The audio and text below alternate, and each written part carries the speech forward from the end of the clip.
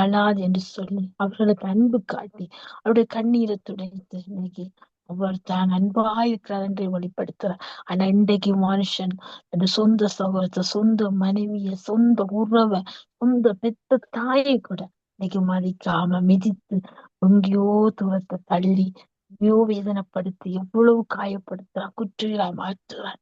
இந்த மனுஷனுடைய அன்பு இங்கே தணிஞ்சு போயிருக்கிறது.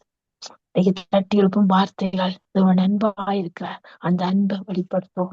அப்படிப்பட்ட அழுகிற பெண்களை நேசிப்போம். அழுகிற யார் ஆணாயிருந்தால் பெண்ணாயிருந்தால் எங்க தேவ அன்பை வெளிப்படுத்துவோம். தேவன் அன்பாயிருக்கிறார். அருமையான வார்த்தை வெளிச்சம் மற்றவர்களுக்கும் அறிமுகப்படுத்துங்கள். நமக்கு விழுந்த கடமை சத்தியத்தின் ஆழத்தை கற்றுக்கொள்ள கர்த்தருடைய ஆவியை உதவி செய்வார். வெளிச்சத்தை பெற்றுக்கொண்டோம் அல்லவா? அது நாம் ஒன்றிய மகிமைப்படுவதாக. சரியா 2 நேரம் 9:04 வார்த்தையின் வெளிச்சத்தோடு இணைந்திருக்கிறோம். அடுத்ததாக வார்த்தையின் வெளிச்சத்தோடு எங்களோட பாஸ்டர் இணைப்பில் இருக்கிறார். இணைப்பிற்கும் பாஸ்டர் அழைப்பு கொண்டு வந்து எங்கள் வெளிச்சத்தை காண்போம். Praise the Lord pastor. Praise the Lord Suba Ilango. Praise the Lord நேயர்களே. Praise the Lord pastor. கர்த்தராகிய இயேசு கிறிஸ்துவின் நாமத்தினால சங்க வானொலி கூடாக நித்திய வெளிச்சத்தின் நேரத்தில் வார்த்தையின் வெளிச்சத்தின் பகுதியில் உங்களை நான் வாழ்த்தி வரவேற்கிறேன் பாஸ்டர். வெளிச்சத்தை காண ஆவலாயிருக்கிறோம். எடுத்து வாருங்கள் பாஸ்டர். ஆமீன். எங்களுடைய தேவன் பெரிய காரியங்களையும் அதிசயங்களையும் செய்கிற தேவன். நாங்கள் ஒரு ஜெபத்துடன் ஆரம்பிப்போம். கிருபையும் இரக்கமும் பரிசுத்தமும் நிறைந்த எங்கள் ஒன்றான மெய்த்தவனே, பெரிய காரியங்களையும் அதிசயங்களையும் செய்கிற தேவன். அன்று ஆபிரகாம் தொடங்கி இயேசு கிறிஸ்துடைய சந்ததியாக நாங்கள் வரைக்கும் நீர் எங்களிடத்துல உண்மையோடு முத்தமத்தோடு பின்பற்றுகிற ஒவ்வொருவருடைய வாழ்விலையும் பெரிய காரியங்களையும் அதிசயங்களையும் செய்கிற தேவன். இந்த கடைசி காலத்துல இப்படியான பெரிய காரியங்களையும் அதிசயங்களையும் மனிதர்கள் பெற்று அந்த ஒன்றான மெய்த்தேவனிடத்துல வருவார்களாக. இயேசு கிறிஸ்துவை இரட்சகராக ஏற்றுக் கொள்வார்களாக.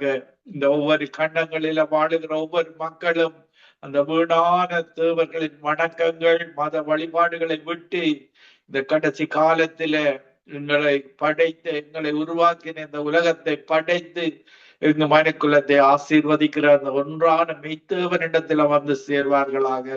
துதி கன மகிமை ஒன்றான மெய்த்தேவனாகிய உமக்கு செலுத்தி ஆண்டவரின் இரட்சகருமாகிய இயேசு கிறிஸ்துவின் நாமத்தில் ஒவ்வொருவரையும் ஆசீர்வதித்து ஜெபிக்கிறேன். எங்களை அப்பொழுது நேசிக்கிற எங்க நல்ல பிதாவே. ஆமீன், ஆமீன். யோபு 5:9 சொல்லுகிறது, ஆராய்ந்து முடியாத பெரிய காரியங்களையும் எண்ணி முடியாத அதிசயங்களையும் அந்த மெய்யான தேவன் செய்கிறார். அவரிடத்துலதான் பெரிய காரியங்களை நீங்கள் கேட்க வேண்டும். ஒன்றான மெய்த்தேவனிடத்துல மதங்கள்ல இருக்கிற தெய்வங்கள் அல்ல, வேறு எந்த வழிபாடுகளாலேயும் அந்த ஆசீர்வாதத்தை பெற்றுக் கொள்ள முடியாது. அவரிடத்துல வருகிற ஒவ்வொரு மக்களும் உண்மையாக அவரை பின்பற்ற வேண்டும். உண்மையோடும் ஆவியோடும் அவரை தொழுது கொள்ள வேண்டும். அவர்தான் ஒரே ஒரு தேவன் என்று அறிக்கையிட வேண்டும். அப்படி வருகிற ஒவ்வொருவரையும் தேவன் ஆசீர்வதிக்கிற தேவனாக தவறான வழியிலிருந்து பிரித்தெடுத்து வழி நடத்துகிற தேவனாக இருக்கிறார். பாருங்கள், இன்றைக்கு கிறிஸ்தவ நாடுகள் ஆசீர்வாதமாக இருப்பதற்கு காரணம் ஒன்றான மெய்த்தேவன் அந்த தேசங்களிலே இந்த மூதாதையர்களுடைய மெய்யான தேவனாக உண்மையோடும் ஆவியோடும் அந்த கிறிஸ்தவ மூதாதையர்கள் செய்த காரியமாக அத்தனை கிறிஸ்தவ தேசங்களும் ஆசீர்வதிக்கப்பட்டதை நாங்கள் பார்க்கக்கூடியதாக இருக்கிறது. பாருங்கள், எப்படித்தான் பார்த்தால் இந்த மதங்களில வாழுகிற தேசங்கள் எல்லாம் வறுமையும் பிரச்சனையும் பல விதமான காரியங்களாக போய்கொண்டிருக்கிறது. ஆனால் இந்த கடைசி காலத்துல இன்றைக்கு கிறிஸ்தவ தேசங்கள் கூட அவர்களுடைய அன்பு கூட தணிந்து விட்டது. அந்த மெய்யான தேவனிடத்துல வைக்கிற அன்பு தணிந்திருப்பதை நாங்கள் பார்க்கக்கூடியதாக இருக்கிறது. ஆனாலும் தேவன் மீண்டுமாக ஒவ்வொருவரையும் இழுத்துக் கொள்ளுகிற தேவனாக இருக்கிறார். நாங்கள் யோபு 5:10 தாழ்ந்தவர்களை உயர்த்தி வைத்து தூக்கிக்கிறவர்களை ரட்சித்து உயர்த்துகிறார். பாருங்கள், தாழ்ந்தவர்களை உயரத்தில் வைத்து துக்கிக்கிறவர்களை ரட்சித்து உயர்த்துகிறார். உங்களுடைய துக்கத்தை தேவன், மெய்யான தேவன் சந்தோஷமாக மாற்றுகிற தேவனாக இருக்கிறார். நீங்கள் உங்களுடைய கவலைகளை எல்லாம் அவரிடத்துல வைத்து விடுங்கள். உங்களுக்கு வருகிற கவலைகள் அந்த மெய்யான தேவனிடத்துல நீங்கள் வைத்து விட வேண்டும். எனக்கு இப்படியான கவலை இருக்கிறது, தனிமையில நீங்கள் தேவனிடத்துல தான் அழ வேண்டும். நீங்கள் யாரிடம், மனிதர்களிடத்திலேயோ அல்லது இந்த தெய்வங்களிடத்திலேயோ, மனித தெய்வங்களிடத்திலேயோ போய் அழுது விடக்கூடாது. அந்த ஒன்றானமை தேவனிடத்துல உங்களுடைய கவலைகளை எல்லாம் அவரிடத்துல வைத்து விடுங்கள் என்று தேவனுடைய வார்த்தையின்படி நீங்கள் வாழ கற்றுக்கொள்ள வேண்டும். அந்த வார்த்தை தான் உங்களுக்கு வாழ்வழிக்கிறதாக இருக்கிறது. ஏனென்றால் இந்த உலகத்தை படைத்த அந்த ஒன்றான அவனுடைய வார்த்தைகள், அந்த வார்த்தைகள் கிரிகை செய்யாமல் கிரிகை செய்கிற வார்த்தைகளாக இருக்கிறது. அதை நீங்கள் திரும்ப திரும்ப, அது ஒரு சம்மட்டி போல அதை நீங்கள் அடித்து கொண்டே இருக்க வேண்டும். அதை பயன்படுத்தி கொண்டே இருக்க வேண்டும். அது பெரிய காரியங்களையும் அதிசயங்களையும் செய்கிற வார்த்தைகள் தான் தேவனுடைய வார்த்தைகளாக இருக்கிறது. பாருங்கள், ஆபிரகாமை பார்க்கும் பொழுது ஆதியாகமம் 12ஆம் அதிகாரம் 1வது வசனத்துல கர்த்தர் ஆபிரகாமை நோக்கி, நீ உன் தேசத்தையும் உன் இனத்தையும் உன் தகப்பன் வீட்டையும் விட்டு புறப்பட்டு நான் உனக்கு காண்பிக்கும் தேசத்துக்கு பாருங்கள். இந்த ஆபிரகாமை இன்றைக்கு பாருங்கள், நீங்க மத வழிபாடுகள்ல தான் ஆபிரகாமனுடைய பெற்றோர் இருந்தார்கள். சிலைகள் செய்து வியாபாரம் செய்வது, இப்படியாக பூசாரிகளாக இப்படியான ஒரு மத வழிபாடுள்ள ஒரு குடும்பத்தில இருந்து ஆபிரகாமை தேவன் பிரித்தெடுக்கிறார். பாருங்கள், அடுத்த வசனத்துல அவர் சொல்லுகிறார், கர்த்தர் ஆபிரகாமை நோக்கி, நீ உன் தேசத்தையும் உன் இனத்தையும் உன் தகப்பனுடைய வீட்டையும் விட்டு புறப்பட்டு நான் உனக்கு காண்பிக்கும் தேசத்துக்கு போ. பாருங்கள், அந்த தேசம் தான் பாலும் தேனும் ஓடுகிற கானான் தேசம். மத வழிபாடுகள்ல இருந்த ஆபிரகாமின் குடும்பத்தை, அவருடைய இனத்தை, அந்த இனம் ஒரு மத வழிபாடுள்ள இனமாக இருந்தது. தகப்பன் வீட்டில மத வியாபாரங்கள் இருந்தது.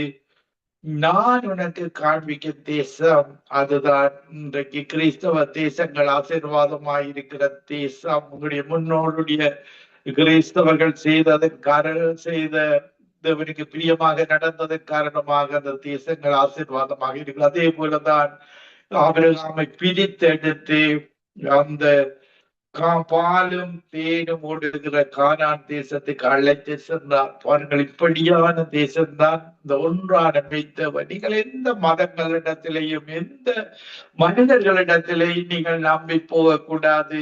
உங்களுக்கு ஆரம்ப காலங்களில் அது உடனடியாக ஒரு தேவன் எல்லாவற்றையும் அதன் காலத்துல செய்வார். ஆனால் நீங்கள் அவரை விட்டு விடக்கூடாது. எனக்கு இன்னும் அந்த தேவனை இன்னும் எனக்கு அந்த நன்மைகள் கிடைக்கவில்லையே, தொடர்ந்து நீங்கள் உறுதியாக இருக்க வேண்டும். அந்த மெய்யான தேவனிடத்தில் இருந்துதான் இந்த உலகத்துக்கு ஆசீர்வாதம் வருகிறது. பாருங்கள், இந்த மழை வருகிறது எப்படி என்றால், அவர் வானத்து பன்னகடிகளை திறக்கும் பொழுது அந்த தேசத்தில மழை வருகிறது. மெய்யான தேவனாலதான் இந்த மழையை வருஷிக்கப்பட முடியும். பாருங்கள், நாங்கள் எரேமியா 14ஆம் அதிகாரம் 22வது வசனத்துல பார்க்கும் பொழுது, எந்த வீணான தேவர்களால மழையை வருஷிக்க முடியாது. பாருங்கள், அப்படியான சில பஞ்சமுள்ள தேசங்களில மத வழிபாடுள்ள, பாருங்கள், இந்த சோமாலியா போன்ற தேசங்களில வறுமை, அந்த தேசத்துல மெய்யான தேவனை ரிஜெக்ட் பண்ணி விடுகிறார்கள். பாருங்க, அந்த தேசத்துல வறுமை, இப்படியான தீமைகள் தான் அவர்கள் செய்வார்கள். பாருங்கள், இயேசுவை ரிஜெக்ட் பண்ணினா மதங்கள் அந்த இடங்களில பல விதமான தீமையான காரியங்கள் அந்த தேசத்துல இடப்படும். பாருங்கள், தேவனால இடப்பட முடியாது. இப்படியாக அவர் சொல்லுகிறார், அழைத்து நான் உன்னை பெரிய ஜாதியாக்கி உன்னை ஆசீர்வதித்து உன்னை பேரை பெருமைப்படுத்துவேன், நீ ஆசீர்வாதமாக இருப்பாய். இப்படியான தேவன் தான் எங்களுடைய தேவன். பாருங்கள், இப்படியாக ஆபிரகாமை ஆசீர்வதித்த தேவன் தான் எங்களையும் ஆசீர்வதிக்கிற தேவனாக இருக்கிறார். பாருங்கள், மத்தேயு 5 அதிகாரம் 8 வசனத்துல, நீங்கள் எந்த மதம் உள்ளவர்களாக இருந்தாலும் இருதயத்தில் சுத்தமுள்ளவர்கள் பாக்கியவான்கள், அவர்கள் தேவனை தரிசிப்பார்கள். இருதயத்தில சுத்தமுள்ளவர்கள், வாயில உள்ளத்திலே ஒன்று உதட்டிலே ஒன்று பேசக்கூடாது. இருதயத்திலே இருந்து பேசுறது உதட்டிலே வர வேண்டும். இன்றைக்கு பல மனிதர்கள் உள்ள இருதயத்தில வேறு விதமாக வச்சிருப்பார்கள், உதட்டில வேறு விதமாக பேசுவார்கள். இப்படி பலர் வாழுவதை பார்க்கக்கூடியதாக இருக்கிறது. தேவனுக்கு பிரியமில்லாத காரியமாக இருக்கிறது. நீங்கள் எந்த மதத்திலே இருந்தாலும் இப்படி உள்ளத்தில் சுத்த இருதயம் உள்ளவர்கள் பாக்கியவான்கள், அவர்கள் தேவனை தரிசிப்பார்கள். பாருங்கள், இப்படியாக ஆபிரகாமை ஆசீர்வதித்த தேவன் அவருடைய மகனாகிய ஈசாக்கை, பாருங்கள், ஈசாக்கை ஆசீர்வதிக்கிறார். அதிகாரம் 26 அதிகாரம் 12 வசனத்துல ஒரு வறுமை, மழை இல்லாத காலம் வருகிறது. ஈசாக்கு அந்த தேசத்தில் விதை விதைத்தான். கர்த்தர் அவனை ஆசீர்வதித்ததினால் அந்த வருஷத்தில் 100 மடங்கு பலனடைந்தான். அவன் ஐஸ்வர்யவானாகி வர வர விருத்தி அடைந்து மகா பெரியவனானான். இப்படியாக அந்த மெய்யான தேவன் எங்கள் ஒவ்வொருவரையும் ஆசீர்வதிக்கிற தேவன். இன்றைக்கு இஸ்ரவேல் தேசம் ஆசீர்வதிக்கப்பட்ட தேசமாக இருக்கிறது. யூதர்கள் இயேசுடைய சந்ததியாக இருக்கிறத நிமித்தம், யூதர்கள் தேவனுடைய சந்ததியாக இருக்கிறத நிமித்தம், ஆபிரகாமின் சந்ததியாக இருக்கிறத நிமித்தம் அந்த தேசம் ஆசீர்வதிக்கப்பட்டிருக்கிறது. பாருங்கள், அவர் எங்களுடைய மெய்யான தேவன் ஒரு வாக்குத்தத்தத்தை கொடுத்தார், அதை எடுத்து கொள்ள மாட்டார். பாருங்கள், இன்றைக்கு ஏஞ்சல்ஸ்ல இருந்து பிசாசாக 3 தூதர்கள் விழுந்து போனார்கள். ஆனாலும் அந்த பிசாசுகள் தேவனை சந்திக்கின்றன. பாருங்கள், யோபுவை சோதிக்கும் பொழுது பிசாசுகள் தேவனிடத்துல போய் அனுமதியை பெற்றுக் கொள்ளுகின்றன. ஏனென்றால் தேவன் ஒரு அவர்களுக்கு கொடுத்த சலுகை, அந்த காரியங்களை அவர் உடனடியாக எடுத்துக் கொள்வதில்லை. பாருங்கள், 1000 வருட ஆட்சியில் அந்த பிசாசுகளை கட்டுவார். அதன் பின்பு பிசாசுகள் லேக் ஆஃப் ஃபயர்ல நிரந்தரமாக தள்ளப்படும். இன்றைக்கு நாங்கள் இயேசு கிறிஸ்து கூடாக ஆபிரகாமின் சந்ததியாக இருக்கிறோம். கலாத்தியர் 3 அதிகாரம் 14 ஆபிரகாமுக்கு உண்டான ஆசீர்வாதம் கிறிஸ்து இயேசுவினால் புறஜாதிகளுக்கு வரும்படியாகவும், ஆவியை குறித்து சொல்லப்பட்ட வாக்குத்தத்தத்தை நாம் விசுவாசத்தினாலே பெறும்படியாகவும் இப்படியாகி, இன்றைக்கு ஆபிரகாமை ஆசீர்வாத அதே தேவன் இயேசு கிறிஸ்து இரட்சகராக ஏற்றுக்கொண்டு தேவனுடைய மகளாக இன்றைக்கு ஏற்றுக்கொள்ளப்பட்ட ஒவ்வொருவரையும் அந்த மெய்யான தேவன் ஆசீர்வதிக்கிற தேவனாக இருக்கிறார். நாங்கள் அவருக்கு பிரியமில்லாத காரியங்களை செய்யக்கூடாது. உண்மையோடும் உத்தமத்தோடும் வாழும் பொழுது அவர் எங்களுடைய கையின் பிரயாசங்களை ஆசீர்வதிக்கிற தேவனாக இருக்கிறார். பாருங்கள், சங்கீதம் 1 அதிகாரத்திலேயும் துன்மார்க்கர் வழியில் இல்லாமலும் பாவிகள் உட்காரும் இடத்தில் உட்காராமலும் வேதத்தில் பிரியமாயிருக்கிற மனுஷன் பாக்கியவான், அவன் செய்வதெல்லாம் வாய்க்கும். பாருங்கள், பவுலனுடைய ஊழியத்துல பார்க்கும் பொழுது நாங்கள் அப்போஸ்தலர் நடவடிக்கைகள் 17 அதிகாரம் 6 பவுல் ஊழியம் செய்யும் பொழுது பாருங்கள், உலகத்தை கலக்கிறவராக பவுல் ஊழியம் செய்ததை நாங்கள் பார்க்கக்கூடியதாக இருக்கிறது. பாருங்கள், அவரை அந்த அதிகாரிகள் பிடிக்க வரும் பொழுது உலகத்தை கலக்குகிறவர்கள் இங்கேயும் வந்திருக்கிறார்கள். இன்றைக்கு அதே போல பவுலை போல ஊழியம் செய்ய வேண்டும். பாருங்கள், பவுல் எல்லா இடத்திலேயும் போய் சத்தியத்தை அறிவித்து அந்த மக்கள் ரட்சிக்கப்பட்டார்கள். அதே போலதான் இந்த கடைசி காலத்தில் ஒவ்வொரு ஆத்துமாக்களையும் ரட்சிக்கப்பட வேண்டும் என்று தேவன் எங்களுக்கு அந்த கட்டளை தந்திருக்கிறார். நீங்கள் புறப்பட்டு போய் சகல ஜாதிகளையும் சீசராக்கி பிதா பரிசுத்த ஆவியின் நாமத்தினாலே அவர்களுக்கு ஞானஸ்நானம் கொடுத்து இந்த சுவிசேஷத்தை அறிவிக்கும்படியான ஒரு கட்டளையை ஒவ்வொரு ரட்சிக்கப்பட்ட கிறிஸ்தவர்களுக்கும் கொடுத்திருக்கிறார் எங்களுடைய தேவன். பாருங்கள், நாங்கள் அவரைத்தான் கோல் பண்ண வேண்டும். அவர்தான் கர்த்தர், அவர்தான் யெகோவா தேவனாக இருக்கிறார், கர்த்தராக இருக்கிறார். அவருடைய பெயர் பாருங்கள், எரேமியா 33ஆம் அதிகாரம் 2வது வசனத்துல, இதை செய்கிற கர்த்தருமாய் இதை திடப்படுத்தும்படிக்கு இதை உருவேற்படுத்துகிற கர்த்தருமாய் இருக்கிற யெகோவா என்ன நாமமுள்ளவர் சொல்லுகிறது என்னவென்றால், என்னை நோக்கி கூப்பிடு. அவர்தான் யெகோவா, தேவனாக இருக்கிறார். நான் உனக்கு உத்தரவு கொடுத்து நீ அறியாததும் உனக்கு எட்டாததுமான பெரிய காரியங்களை உனக்கு அறிவிப்பேன். பெரிய காரியங்கள் செய்ய வேண்டுமாக இருந்தால் அந்த யெகோவா தேவனை நோக்கி நீங்கள் கூப்பிட வேண்டும். உங்களுடைய ஆபத்தில, உங்களுடைய கஷ்டத்தில, துன்பத்தில, எப்படியாக இருந்தாலும் அவர் பெரிய காரியங்களை உங்கள் மூலமாக செய்கிற தேவனாக அவர் இருக்கிறார். சங்கீதம் 145ஆம் அதிகாரம் 3வது வசனத்துல பார்க்கும் பொழுது, கர்த்தர் பெரியவரும் மிகவும் புகழப்படத்தக்கவருமாயிருக்கிறார், அவருடைய மகத்துவம் ஆராய்ந்து முடியாதது. இப்படியான தேவன் தான் எங்களுடைய தேவன். சங்கீதம் 138ஆம் அதிகாரம் 2வது வசனத்திலே எல்லா பிரஸ்தாபங்களை பார்க்கிலும் வார்த்தையை மகிமைப்படுத்தி இருக்கிறார். வார்த்தை உண்மை உள்ள வார்த்தைகள், அந்த வார்த்தை கிரியை செய்கிற வார்த்தைகள், எங்களை வாழ வைக்கிற வார்த்தைகள், துக்கத்தை சந்தோஷமாக மாற்றுகிற வார்த்தைகள் தான் அவருடைய வார்த்தைகள். நாங்கள் அடுத்த வசனத்திலே பார்க்கும் பொழுது, சங்கீதம் 145ஆம் அதிகாரம் 4வது வசனத்துல, தலைமுறை தலைமுறையாக உம்முடைய கிரிகைகளின் புகழ்ச்சியை சொல்லி உம்முடைய வல்லமை உள்ள செய்கைகளை அறிவிப்பார்கள். பாருங்கள், அற்புதம், அதிசயங்கள் நடக்க நடக்க அவருடைய காரியங்களை எல்லாரும் அறிவிக்க வேண்டும். பாருங்கள், சங்கீதம் 145ஆம் அதிகாரம் 18வது வசனத்துல, தம்மை நோக்கி கூப்பிடுகிற யாவருக்கும், உண்மையாய் நீங்கள் கூப்பிட வேண்டும், உண்மையாய் தம்மை நோக்கி கூப்பிடுற யாவருக்கும் கர்த்தர் சமீபமாயிருக்கிறார், அவரை விட்டு விடக்கூடாது. பாருங்கள், இயேசு கிறிஸ்துவை அந்த சீடர்கள் விட்டுவிடவில்லை, வருந்தி அழைத்தார்கள். இயேசு கிறிஸ்து உயிர்த்தெழுந்து அப்பாலே போகிறவர் போல காணப்பட்டார். ஆனாலும் அவர் இந்த சீடர்கள் வருந்தி அழைத்தார்கள், எங்களோடு தங்கிடும், எங்களோடு வாரும்.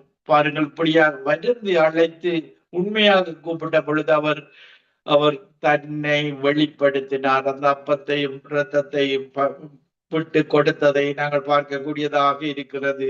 இப்படியான தேவன் சங்கீதம் 40ஆம் அதிகாரம் 5வது வசனத்திலேயும், என் தேவனாகிய கர்த்தாவே, நீர் எங்கள் நிமித்தம் செய்த உம்முடைய அதிசயங்களும் உம்முடைய யோசனைகளும் அநேகமாயிருக்கிறது. இப்படியாக பெரிய காரியங்கள் செய்யறதுதான் எங்களுடைய தேவன்.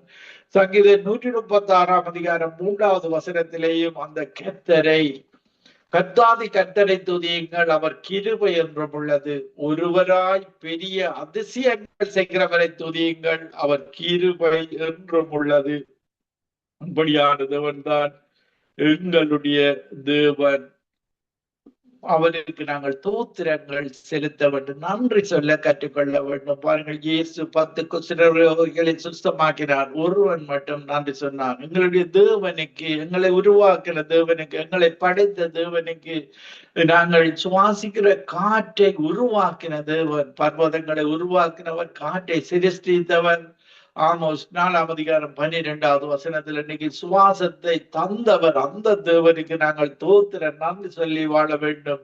சங்கீதம் 72ஆம் அதிகாரம் 18வது வசனத்தில, இஸ்ரவேலின் தேவனாயிருக்கிற கர்த்தராகிய தேவனுக்கு தோத்திரம் உண்டாவதாக, அவரே அதிசயங்களை செய்கிறவராக இருக்கிறார்.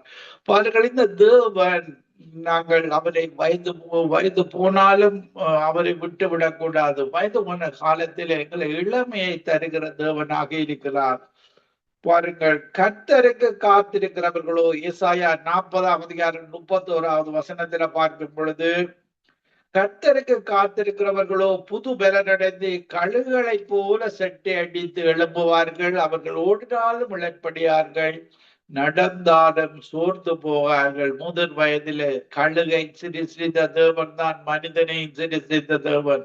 கழுகுகள் முதிர் வயதில செட்டைகளை, பழைய செட்டைகளை இறக்கி விட்டு புது செட்டைகளை தேவன் கொடுக்கிறார், புது பலத்தை கொடுக்கிறார். அதே போலதான் அந்த மெய்யான தேவனிடத்துல நீங்கள் வரும் பொழுது, அந்த முதிர் வயது வந்தாலும் அந்த பலத்தை தருகிற தேவனாக இருக்கிறார். பாருங்கள், மோசேக்கு அவருடைய கண் குருடா, கண் பார்வை இழந்து போகவில்லை. ஐயோ, அப்படியே பெலத்தோடு இருந்ததை முதிர் வயதிலேயும் பெலத்தை கொடுத்த தேவன் தான் எங்களுக்கும் அப்படியான முதிர் வயதில பெலத்தை தருகிற தேவனாக இருக்கிறார்.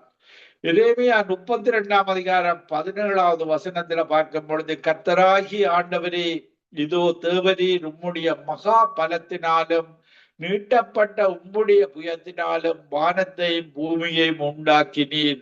உம்மாலே செய்யக்கூடாத அதிசயமான காரியம் ஒன்றுமில்லை. மனிதனாலே கூடாதது, ஆனால் தேவனால் எல்லாம் கூடும். இப்படியான தேவன் தான் நாங்கள் ஆராதிக்கிற ஒன்றான மெய்த்தேவன். பாருங்கள், அவருடைய புயம், அவருடைய கரம் நீட்டப்பட்டால் செங்கடல் 2ஆக பிரிக்கப்படும். பெரிய காரியங்களை செய்வான். யோர்தான் பின்னிட்டு போகும், எரிகோ கோட்டை விழுந்து போகும். இப்படியான தேவன் தான் எங்களுடைய தேவன். மோசையை வழி நடத்தின தேவன், யோசுவாவை வழி நடத்தி யோசுவாவையும் அவனுடைய சந்ததியையும் கானான் தேசத்துக்கு அழைத்து சென்ற தேவன் தான் எங்களுடைய தேவன். அவர் யோசனையில் பெரியவரும் செயலிலே வல்லவருமாயிருக்கிறார். அவனவனுடைய கிரியையின் பலனுக்கு தக்கதாகவும் அளிக்கும்படி உம்முடைய கண்கள் மனுபுத்திரனுடைய எல்லா வழிகளிலும் நோக்கமாயிருக்கிறது. உங்களுடைய நினைவுகளை, யோசனைகளை அவர் அறிகிற தேவனாக இருக்கிறார். எரேமியா 32 20வது வசனத்திலேயும், எரேமியா 32:20 இஸ்ரவேலிலும் மற்ற மனுஷருக்குள்ளும் இந்நாள் வரைக்கும் விளங்குகிற அடையாளங்களையும் அற்புதங்களையும் தேவரீர் எகிப்து தேசத்திலே செய்து இந்நாளில் நிற்கும் கீர்த்தியை உமக்கு உண்டாக்கி இஸ்ரவேலாகிய உமது ஜனத்தை அடையாளங்களினாலும் அற்புதங்களினாலும் பலத்த கையினாலும் ஓங்கிய புயத்தினாலும் மகா பயங்கரத்தினாலும் எகிப்து தேசத்திலிருந்து புறப்பட பண்ணி அவர்களுடைய பிதாக்களுக்கு நீர் கொடுப்பேர் என்று ஆணையிட்ட பாலும் தேனும் ஓடுகிற தேசமாயிருக்கிற இந்த தேசத்தை அவர்களுக்கு கொடுத்தீர். பாருங்கள், ஆபிரகாம் ஈசாக்கு பிறப்பதற்கு முன்பாக அவனை பிரித்தெடுத்து, உன்னுடைய சந்ததி 400 வருடங்கள் அடிமைகளாக இருப்பார்கள், அதன் பின்பு நான் அவர்களை மீட்டு, பாருங்கள், மோசே மூலமாக தன்னுடைய வாக்குத்தத்தத்தை செயற்படுத்துகிறார். மோசே மூலமாக, யோசுவா மூலமாக பாலம் தேன் ஓடுகிற தேசத்துக்கு அழைத்து செல்கிறார். இன்றைக்கும் பாருங்கள், இஸ்ரவேல் தேசம் ஒரு ஆசீர்வாதம் உள்ள தேசமாக, அந்த மெய்யான தேவனுடைய ஆபிரகாமின் சந்ததியாக அவர்கள் இருப்பதை நிமித்தம் அந்த தேசம் ஆசீர்வதிக்கப்பட்டிருக்கிறது. இயேசு கிறிஸ்து கூட அத்தனை கிறிஸ்தவ தேசங்களும் ஆசீர்வதிக்கப்பட்டிருக்கிறது. ஆபிரகாமுக்குரிய ஆசீர்வாதம் இயேசு கிறிஸ்து ஊடாக புறஜாதிகளாகிய எங்களை தேவன் ஆசீர்வதிக்கிறவராக இருக்கிறார். இப்படியான தேவன் அன்புள்ள தேவனாக இருக்கிறார். எபேசியர் 3:20 வசனத்திலேயும், நாம் வேண்டிக் கொள்ளுகிறதற்கும் நினைக்கிறதற்கும் மிகவும் அதிகமாய் நமக்குள்ளே கிரியை செய்கிற வல்லமையின்படியே நமக்கு செய்ய வல்லவராகி அவருக்கு தான் நாங்கள் மகிமையை செலுத்த வேண்டும். சபையிலே கிறிஸ்து இயேசுவின் மூலமாய் தலைமுறைக்கும் சதா காலங்களிலும் மகிமை உண்டாவது. இந்த மகிமையை மட்டும் நீங்கள் மனிதர்களுக்கு கொடுக்க கூடாது, மதங்களுக்கு கொடுக்க கூடாது, இந்த சிலைகளுக்கு, உங்களுடைய சொந்தக்காரருக்கு, யாருக்கும் கொடுக்க கூடாது. அந்த ஒன்றான மெய்த்தவனுக்கு தான் மகிமையை கொடுக்க வேண்டும். அவர்தான் துதி, கன, மகிமை, அவர்தான் பாத்திரர். அவருடைய குமாரனாகிய இயேசு கிறிஸ்துவ சிலையில மரிக்க வைத்து உயிர்த்தெழுந்து இன்றைக்கு எங்களை ரட்சித்து அவருடைய பிள்ளைகளாக, தேவனுடைய பிள்ளைகளாக மாற்றி இருக்கிறார். அவரிடத்துலதான் நாங்கள் ஒப்பு கொடுத்து வாழ வேண்டும். மனித வாழ்வு, மனித நினைவுகள், மனிதனுடைய வழிகள் எங்களுடைய நினைவின்படி, வழியின்படி அமைகிறது. பாருங்கள், நாங்கள் என்னத்தை செய்து கொண்டிருக்கிறோமோ அதன்படி அமைகிறது. ஆனால் தேவனிடத்தில் எங்களுடைய வழிகளையும் நினைவுகளையும் ஒப்பு கொடுக்கப்படும் பொழுது, பாருங்கள், அவருடைய நினைவுகள், அவருடைய வழிகள் எல்லாருக்கும் நீங்கள் ஒப்பு கொடுக்கும் பொழுது அவருடைய வழிகள் உயர்ந்ததாக இருக்கிறது. ஏசாயா 55:9 பூமியை பார்க்கிலும் வானம் உயர்ந்திருக்கிறதோ, அப்படியே உங்கள் வழிகளை பார்க்கலும் என் வழிகளும், உங்கள் நினைவுகளை பார்க்கலும் என் நினைவுகளும் உயர்ந்ததாக இருக்கிறது. இப்படியான உயர்ந்த வழிகளை அவர் எங்கள் எல்லாருக்கும் தருகிறவராக இருக்கிறார். நாங்கள் ஒப்பு கொடுக்கப்பட்ட வாழ்வு வாழ வேண்டும்.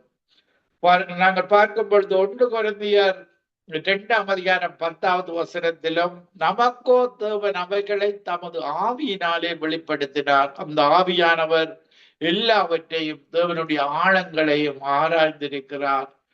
பாருங்கள், இப்படியான பரிசுத்த ஆவி பரலோகத்திலே இருந்து, எங்களுடைய தேவன் பரலோகத்திலே இருக்கிறார். பரிசுத்த ஆவி 1 பேதுரு 1:12 படி பரலோகத்திலே அனுப்பப்பட்ட பரிசுத்த ஆவியை பெற்று நாங்கள் தேவனுடைய மகனாக மகளாக, சில்ட்ரன்ஸ் ஆஃப் காட், மகனாக மகளாக இருக்கிறோம். பரிசுத்த ஆவியை பெற்று, இன்றைக்கு நீங்கள் பரிசுத்த ஆவியை பெறாதவர்கள் அந்த ஆவியை பெற்று தேவனுடைய பிள்ளைகளாக மாறிக்கொள்ள வேண்டும். பாருங்கள், நாங்கள் ரட்சிப்படுவதற்கு முன்பாக இருளில வாழ்ந்தோம், பிசாசின் பிள்ளைகளாக பாவ வாழ்வில சாப வாழ்வில் இருந்தோம். எங்களை பிசாசின் பிள்ளைகள் என்ற நிலையில இருந்து எங்களை பிரித்து எடுத்து அந்த ஊழியான சேற்றிலே இருந்து அந்த மத வழிபாடுகள் பாவ வாழ்விலே இருந்து எங்களை பிரித்து அடைத்து தேவனுடைய பிள்ளைகளாக அந்த மலை மேலுள்ள பட்டணமாக இயேசு கிறிஸ்துவை அறிவிக்கிற ஊழியக்காரர்களாக எங்களை மாற்றியிருக்கிறார். இப்படியான தேவனை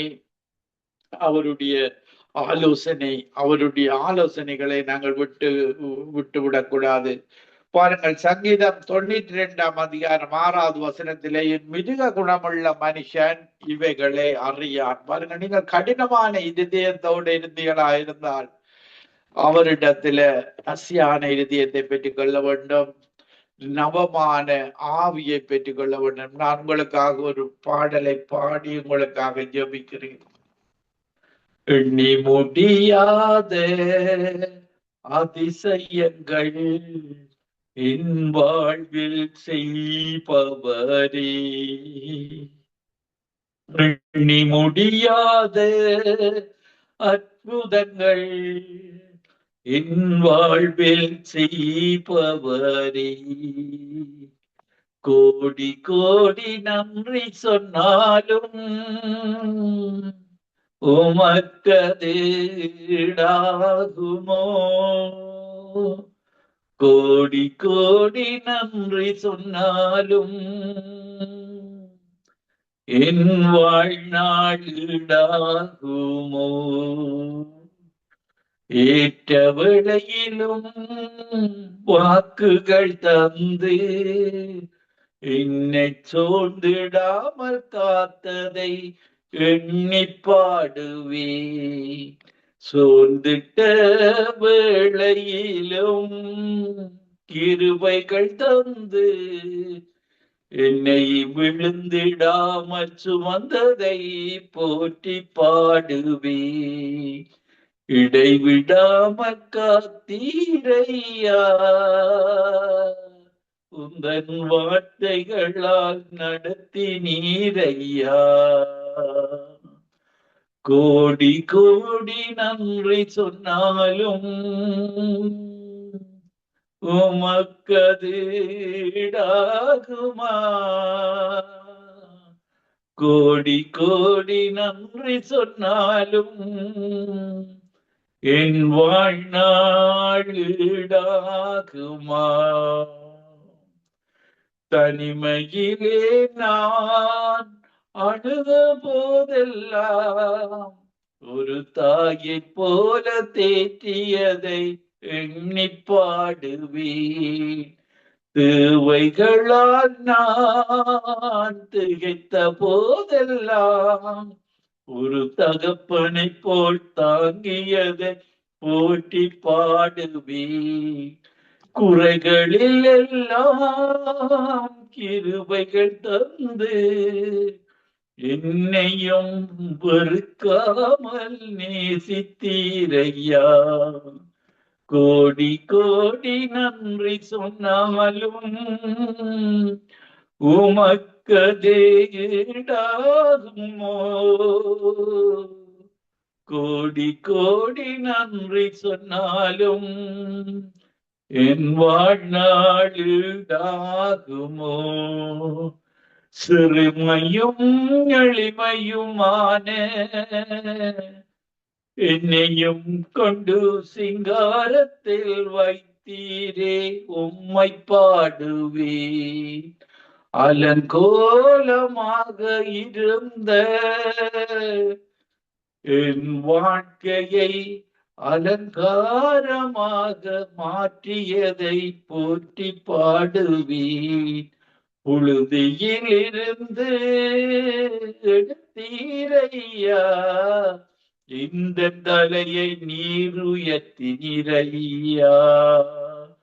புழுதியில் இருந்து எடுத்தீரையா, இந்த தலையை நீர் உயர்த்தினீரையா.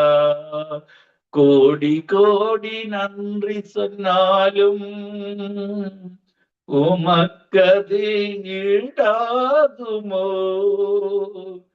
கோடி கோடி நன்றி சொன்னாலும் என் வாழ்நாள் ஈடாகுமோ. ஆண்டவரே, நிகழ்ச்சியை கேட்டுக்கொண்டிருக்கிற ஒவ்வொருவரும் அந்த ஒன்றான மெய்த்தவனுக்கு நன்றி சொல்ல ஆண்டவரே, இந்த நேரத்தில் அவர்கள் ஒவ்வொருவரையும் உடைய பரிசுத்த ஆவியினால் நிரப்பும்படியாக இந்த அடிமை ஜெபிக்கிறேன். ஆண்டவரே, ஒவ்வொருவரும் நிரப்பப்பட வேண்டும். ஆண்டவரே, நீர் கேளுங்கள் கொடுக்கப்படும், தட்டுகள் திறக்கப்படும், தேடுங்கள் கண்டடைவீர்கள் என்று சொன்னீரே.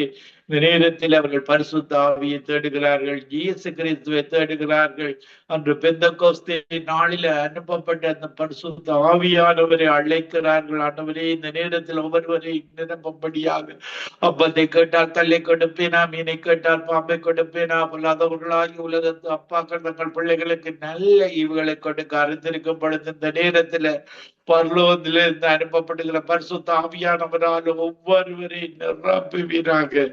In the name of Jesus, mighty name of Jesus, holy name of Jesus, ministering angels ஒவ்வொருவருக்கு உதவி செய்யும்படியாக யார் உண்மையோடு முத்தமத்தோடு உம்மை கூப்பிடுகிறார்களோ, உண்மையாக உம்மை கூப்பிடுறவர்களுக்கு நீர் பதில் அளிக்கிற தேவனாக இருக்கிறீர். ஆண்டவரே, நீர் இதயங்களை அறிகிற தேவன். ஒவ்வொருவரையும் இந்த நேரத்தில் நிரப்பி ஒவ்வொருவரையும் பரவசப்படுத்துவீராக. கணக்கால் அளவு போதாது, முழங்கால் அளவு போதாது, உடைய நீச்சல் ஆழத்தில் உடைய அபிஷேகத்தினால் உச்சத்திலே உள்ளங்கால் வரைக்கும் நிரப்பி அவர்களை உம்முடைய நாமம் மகிமைக்கிற உம்முடைய ஆவியினால் நிரப்பி இழுத்துக் கொள்வீராக. இந்த கடைசி நாட்களில ஒவ்வொரு மக்களையும் இழுத்துக் கொள்வீராக, ஒவ்வொருவரையும் மன்னிப்பீராக.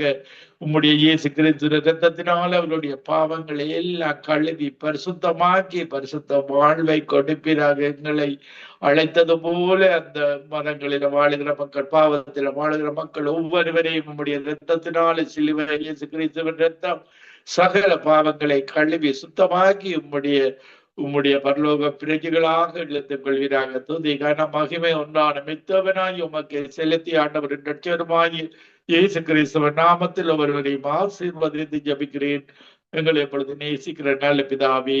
ஆமீன், ஆமீன், ஆமீன்.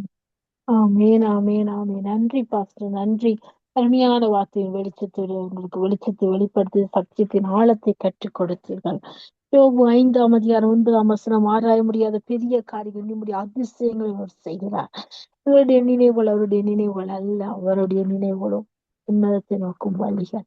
அப்படிப்பட்டவர் நாங்கள் வேண்டிக்கொள்ள நினைப்பதை விட மிகவும் அதிகமாய் செய்து முடிக்கிற கிருபையின் வழிகளை கற்றுக்கொள்ள வேண்டும். அருமையான வார்த்தையும் வெளிச்சம் உங்களுக்கு அருமையாக ஜெபித்தீர்கள். அப்படியாக ஜெபித்து துதித்து வார்த்தையின் வெளிச்சத்தை கற்றுக் கொடுத்த உங்களையும் ஊழியங்களையும் கைட்டு எல்லா காரியங்களையும் சபை ஊழியங்களையும் கற்று நிறைவு ஆசீர்வதிப்பாராக. கத்திரிச்சித்தமான நாங்கள் இன்னொரு அழைப்பில் சந்திக்கும் தேவ சமாஜத்துக்குருவோம். நன்றி பாஸ்டர். ஆமீன். God bless you sister. God bless you நேயர்களே. ஆமீன்.